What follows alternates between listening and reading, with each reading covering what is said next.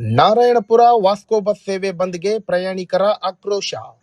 Narayanapura Muddebihal Vasco bus ಸೇವೆ ಏಕಾಏಕಿ ಬಂದ್ ಮಾಡಿದ್ದು ಕೂಡಲೇ ಪುನಃ ಆರಂಭಿಸಬೇಕೆಂದು ಮುದ್ದೇಬಿಹಾಳ ಘಟಕ ವ್ಯವಸ್ಥಾಪಕ ಅಬೂಬಕರ್ ಮದಭಾವಿ ಅವರಿಗೆ ಪ್ರಯಾಣಿಕರು ಮನವಿ ಸಲ್ಲಿಸಿದರು.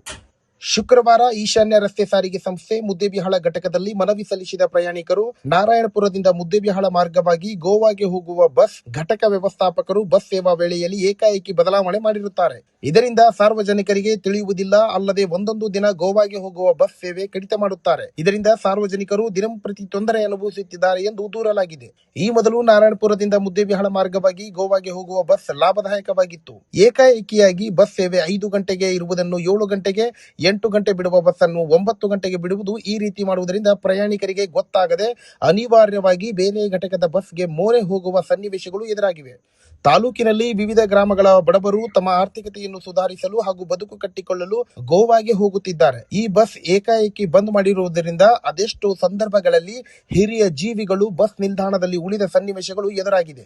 ಮುದ್ದೇಬಿಹಾಳ ಘಟಕದ ಬಸ್ ವೇಳೆಯನ್ನು ಸ್ಥಿರವಾಗಿ ಮಾಡಬೇಕು. ಬಸವನ ಬಾಗೇವಾಡಿ ತಾಳಿಕೋಟಿ ಘಟಕದ ಬಸ್ ತೆರಳಿದ ಮೇಲೆ ಮುದ್ದೇಬಿಹಾಳ ಘಟಕದ ಬಸ್ ಬಿಡುತ್ತಿದ್ದಾರೆ. ಇದರಿಂದ ಘಟಕಕ್ಕೂ ನಷ್ಟವಾಗುತ್ತದೆ ಎಂಬ ಸಾಮಾನ್ಯ ಜ್ಞಾನವು ಘಟಕ ವ್ಯವಸ್ಥಾಪಕರಿಗಿಲ್ಲ ಎಂದು ಪ್ರಯಾಣಿಕರು ಈ ವೇಳೆ ಮಾತನಾಡಿದರು. ಆಮೇಲೆ ಕದಂಬ ಚಲೋ ಆದ್ಗೂ ಈ ಬಸ್ ನೀವು ಬಿಡೋದು ಬಂದ್ ಮಾಡೋದು ಪಬ್ಲಿಕ್ ಈಗ ತಮ್ಮ ನೀವು ಬಹಳ ಕರೆಕ್ಟ್ ಮಾತಾಡಿ. ನಾ ಇದನ್ನ 1 ತಿಂಗಳು ಬಸ್ ಸ್ಟಾರ್ಟ್ ಮಾಡಿ ಓಡಿಸ್ತೀನಿ. ಅದರ ಆದಾಯವನ್ನು ನಿಮಗೆ ಎಲ್ಲರಿಗೂ ತೋರಿಸ್ತೀನಿ. ನಿಮಗೆ ಸಮಂಜಸ ಅನಿಸಿದ್ರೆ ಎಸ್ ಅನ್ರಿ, ಇಲ್ಲ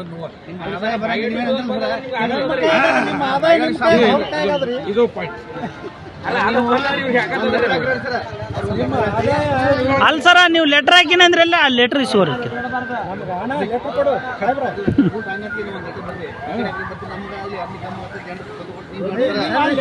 ಆಲ್ರೆಡಿ ಪ್ರಯತ್ನ ಮಾಡ್ಯಾರ.